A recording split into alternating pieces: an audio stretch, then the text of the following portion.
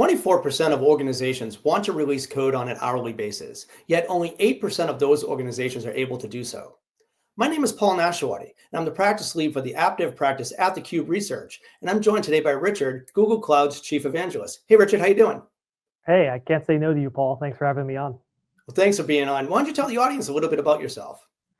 Yeah, so I work at Google Cloud. Our team of developer relations experts and technical writers try to make sure it's easier for people to learn, use, activate, and stay on Google Cloud and enjoy their time here. So I'm someone who likes to learn about tech and help other people figure it out. I'm a pretend engineer and pretend developer who at least still tries to stay hands-on nowadays.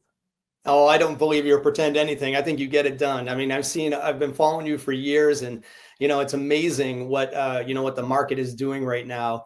Speaking of that, when we look at what Google is up to and Google Cloud is up to, many organizations are focused on modernization, right? They're looking at how they're trying to improve their business, trying to build their KPIs to these modernization efforts. And our research shows that the cadence for delivering these applications is rapidly increasing. We see over 500 to 1,000 new applications just being developed at the edge alone. Right. We also see a huge adoption of no-code and low-code options taken off where the citizen developers are creating new applications. So there's a lot happening here. And with this explosion of application, our research was showing that just a year ago, only 18% of applications were using AI in production workloads and production applications. And a more recent study for the same question that was asked, that number jumped to over 54%. And I will guarantee that it's much higher today. And so, Richard, I know this area is top of mind for you. What are your thoughts around this? Yeah, those numbers, you almost have to get them hourly just to get an accurate percentage of who's doing what. I think that's the, as you mentioned, the opportunity here is fascinating because I can't think of a time, frankly, post-internet, maybe mobile, but probably internet, where the who, the what, and the how has changed at the same time. As you mentioned, the who's changing. Whether it's, you want to call it citizen developers, anyone wants to start vibe coding, whatever it is, any of us can kind of build something, right? You can just build things. You can just build a front end, a back end. So the who is changing, the what is changing. It's not just automating things you already have. In some cases, people are using AI to enter entirely new opportunities, which is exciting. So the what is changing, but the how is changing. How do I use AI agents to build software? How do I use them in a call center? How do I use them to do upfront design or to do data analytics or data science?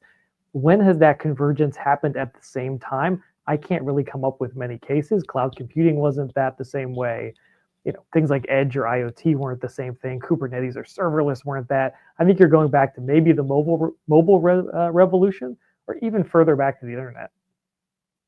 Yeah, no, it's absolutely shifts or paradigm shifts are happening very rapidly. I think that, like to your point, these paradigm shifts are, it's not like it was. The changes are happening incredibly fast, right? And, and in a recent dialogue that you and I had, we were discussing potential changes and challenges using generative AI for software architecture tasks. Do you see like these tasks or AI kind of helping accelerate these the application development around these areas? Because AI is really one way to help as an enabler for acceleration, but it also can be a challenge. What are your thoughts?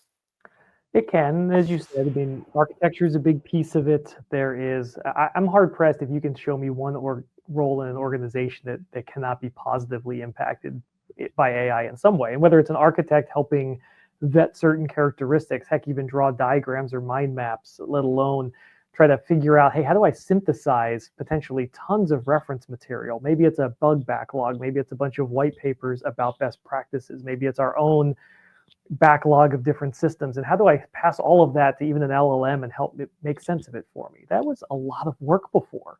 So that's sort of even research and synthesis to an architect, to a software developer, to others. That's all a big piece. But at the same time, as you say, it's going to change the what and how we deliver then that software and what we produce. How do we maintain it? I just don't see any role that should be giving a stiff arm to AI at this point. Yeah, I agree. One of the things that I look at with regards to AI, we were talking about that earlier stat about, AI being incorporated in production applications. I look at it from the app dev space, right? I cover, day zero, day one, day two in DevSecOps, build, release, and operations across the CI/CD pipeline and anything that touches the SDLC. But when I think of the AI and as an enabler for those pieces, there's a level of maturity for DevOps, for application developers, and for the release teams to get that code out the door and to get the whole pipeline working more efficiently. Mhm. And to your point, Richard, it's really hard to say like, okay, AI is not helping in certain cases. But I also think it's a level of maturity, because when you look at AI and you look at utilizing AI to accelerate whether it is your application development or your documentation or whatever it may be, customer support with chatbots, the problem is that I see with organizations is, and I've heard this story where organizations say, well, it's not our fault. The AI tools we use wrote it, so it's their fault. It's like, no, Mhm. there's still a level of accountability that goes with using those tools. And I think that's something that the belts and suspenders has to be in place. What are your thoughts? Yeah, no doubt. Look, uh, the AI works for me. I don't work for the AI. Like that's the way we've got to have our mindset. And there's still ownership that we have to take. But and you alluded to it a little bit. Look, I don't think this is a trend that you're allowed to cheat on in terms of like, let me just skip ahead and be an AI native company. You have to figure out infrastructure automation. You probably need a mature AI API strategy, because how are you accessing some of these systems with an agent if you have no access mechanism? You need an API strategy. What's your data management strategy? Are you sourcing AI agent advice based on, let's say, support information, but you're only updating that support material once every 6 months? That's not going to work. So how do I think about a data strategy, a lot of real-time updates? How do I make sure I have a strong API strategy? Have I finished some of my cloud migration, or at least my cloud native thinking model, so I can continuously deliver and deliver software? To your point, it can't just be, hey, we're not really good at certain things, maybe AI will just change how we operate IT. I don't think that's true at all. I think you have to have some of the fundamentals in place to say, hey, we know how to ship software through continuous automation. Now we can do AI generated code and trust it because we have a good code review process, security scan process, gated releases, canary deployments, rollback techniques, good observability. Now we can do AI. I think that there is an entrance criteria, and you want to be careful to not necessarily think that this can paper over some things that are still maturing in your organization. You got to finish some things first before this is going to be a big benefit to you. Yeah, no, for sure. And I also think it's kind of an analogy I think about is it's like entrusting your entire CI/CD pipeline and SDLC to your intern to make sure everything is going to go out properly and make sure everything works. I'm not saying anything bad about an intern. I'm just saying that the fact is you don't know what you don't know, right? And there's only a certain level of, to your point, maturity that developer will have. So you have to have that belts and suspenders and having a human in the loop to check each stage of the release cycle. I think it's important, and accountability has to be there as well.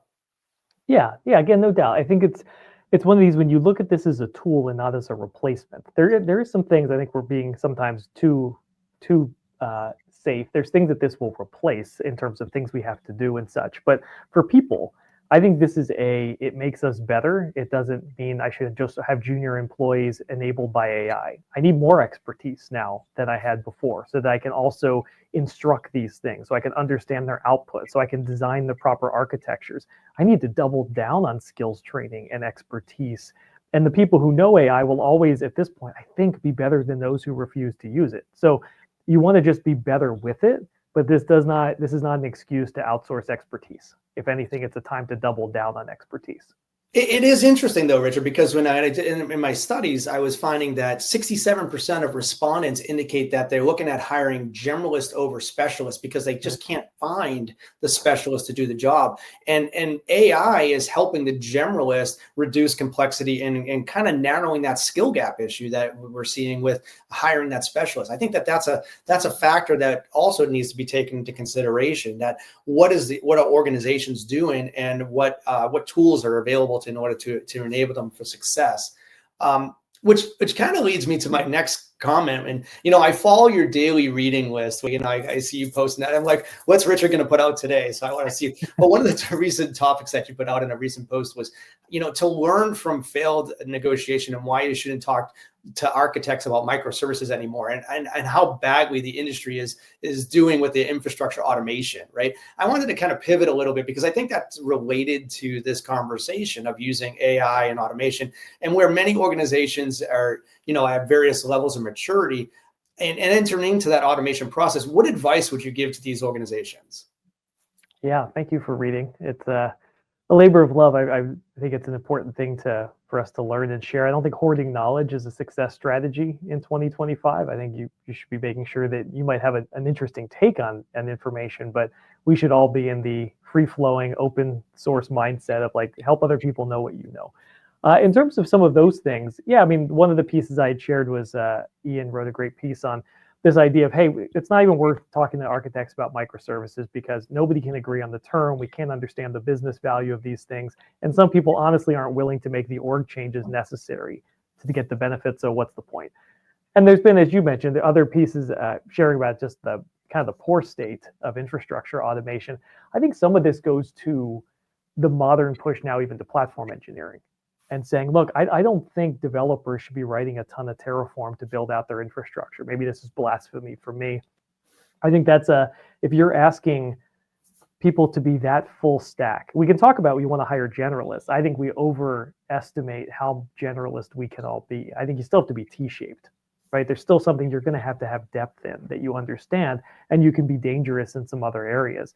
But saying, I'm going to hire a general purpose dev who is not only going to write my front end app, my back end app, they're going to architect correctly, secure it really well, talk to the database, do a little ML engineering, and possibly architect my hardware.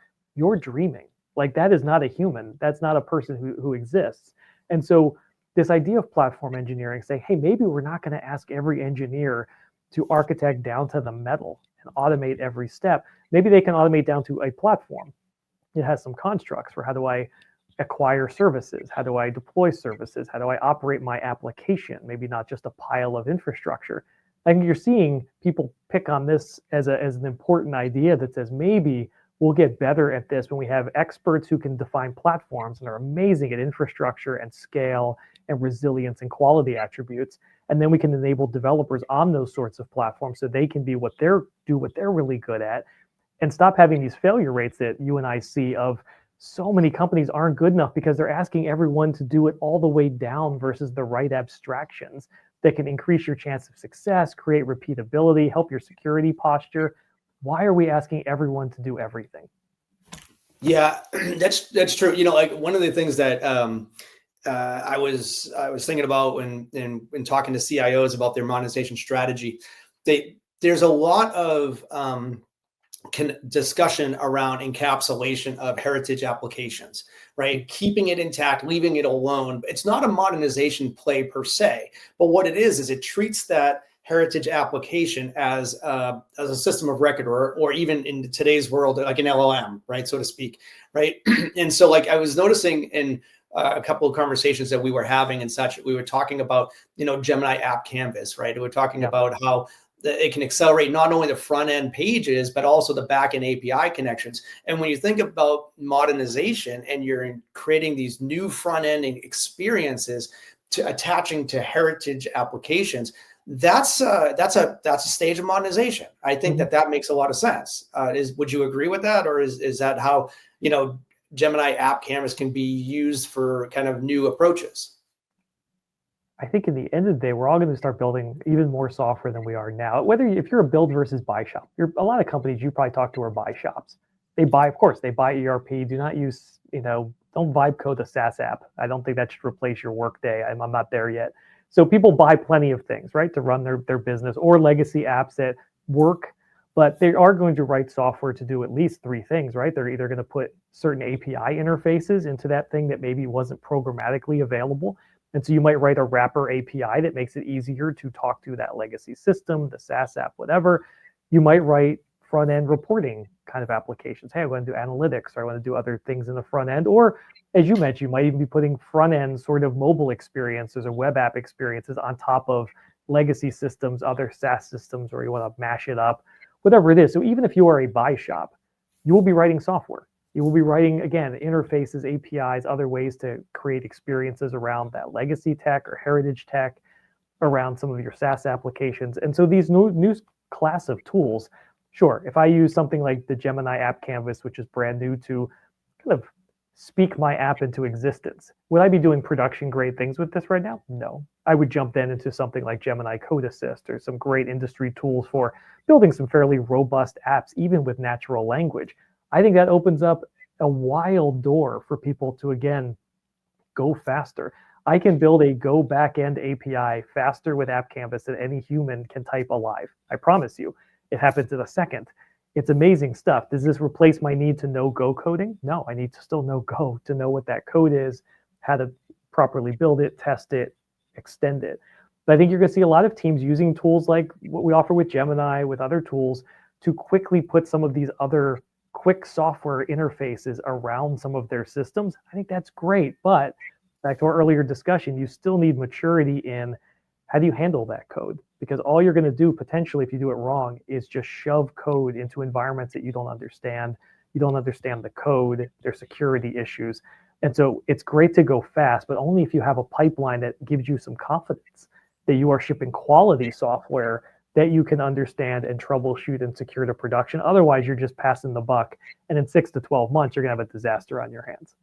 Absolutely, absolutely. And, and these trends are not unique, right? I mean, everyone we speak to, customers and prospects will always say, oh, our environment is very unique. It's bespoke. And, that looks really good over there, but it's not like ours. But the reality of it is everyone's having the same challenges. And, I look forward to, we have some upcoming events.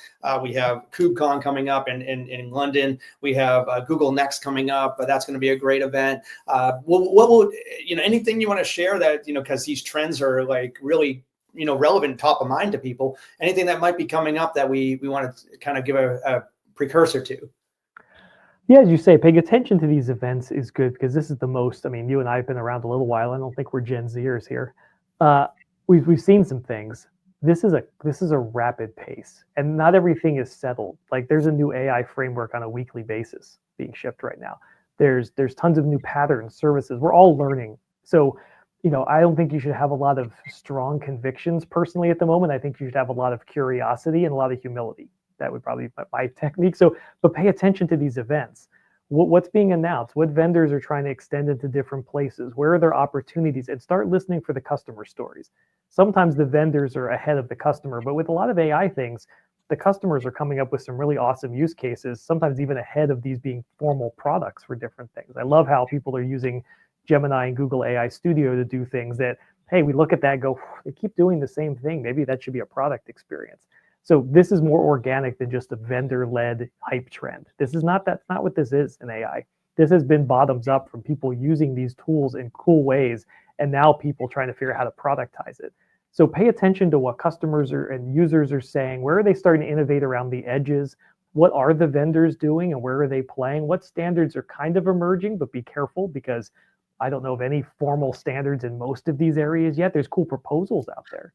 There's a cool proposal for this. Here's a cool framework for that. Love it. Pay attention, be curious, be humble, and then figure out how do you have the agility at your company to experiment faster. Because if you take 6 to 12 month experiments, you're going to get crushed in this current wave. You have to be in like, how do we do 3-day experiments? How do we learn quickly and iterate? To me, that's the muscle you have to build right now, because that's how you're going to properly intake, vet, prove out, and then decide what you want to do with these technologies. Yeah, innovation is key. I think that's the kind of the main focus around the trends that we're seeing. Richard, this has been great. I really appreciate you taking the time today to be on the podcast, and appreciate your insights. I know you're busy. I know there's a lot going on here, but this is important stuff for the audience to hear. I can't wait to go to Google Next and learn more and see you and have conversations about this in person as well. I want to thank the audience as well for attending. There's just a lot of information here that we have. Feel free to reach out to either Richard or myself. You can find us on social media, and we'll be more than happy to continue the conversation. Thank you for your time today.